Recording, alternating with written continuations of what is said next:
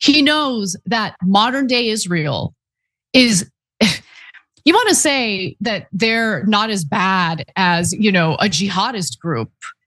I would say they're definitely on the level, if not worse at this moment. A state does not become morally right simply because its enemy has committed atrocities. Hamas must answer for deliberately targeting civilians and taking hostages. But Israel must also answer for how it uses overwhelming military power, how civilians are protected, and whether humanitarian suffering is being used as pressure. The real test is simple.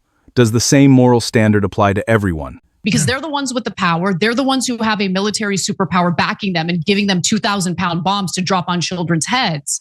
How are you going to argue that the Israelis are the moral ones when they just carried out he won't say it's a genocide, but that same Israeli human rights organization, B'Tselem, they said that it is.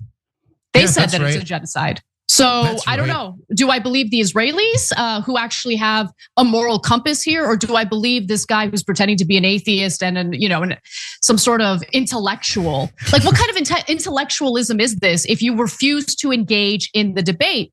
And he's pretending to be ignorant here, right? When he's making those comparisons, but he's not ignorant. He knows what's going on. He knew about the blockade, 3-month-long blockade of humanitarian aid into Gaza, and he downplayed it intentionally. Anna's strongest argument is not that Israel and Hamas are identical. They are not.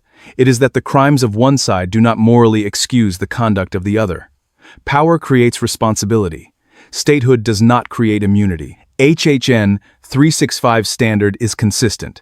Deliberately harming civilians, collective punishment, and denying essential humanitarian relief are wrong whoever does it, and whatever justification is offered.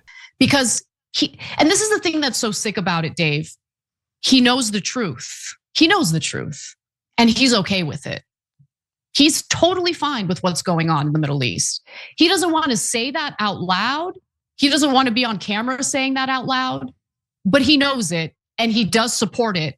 And so that's why he doesn't want to engage in a debate. This is where criticism can become too personal. You can challenge Sam Harris's arguments, his framing, and whether he applies the same moral standards consistently. But claiming to know what someone secretly believes requires evidence. The stronger question is this: when judging Israel and its enemies, are the same rules being applied to both? Yeah, no, that's right. Of course, you see this here. All Sam is doing is just demonizing the other side and then whitewashing his side. It's the simplest, oldest trick in the book. Israel does about 80% of the things that he listed there, by the way. Maybe not every last one of them, but they take a ton of Palestinian hostages. They openly talk about how they're Amalek and less than human and all this stuff. So again, he has to just distract instead of actually taking on the argument. And it's not working. Dave's strongest criticism is about consistency, not motive. If dehumanization, attacks on civilians, collective punishment, or abusive detention are wrong when committed by Hamas, they do not become acceptable when committed by a state. But equivalence also has to be earned by evidence, not rhetoric. HHN 365's standard is simple.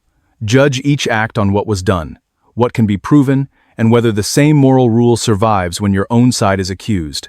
If you value evidence over tribalism, subscribe to Hard-Hitting News 365. Thanks for watching, and we will see you in the next one.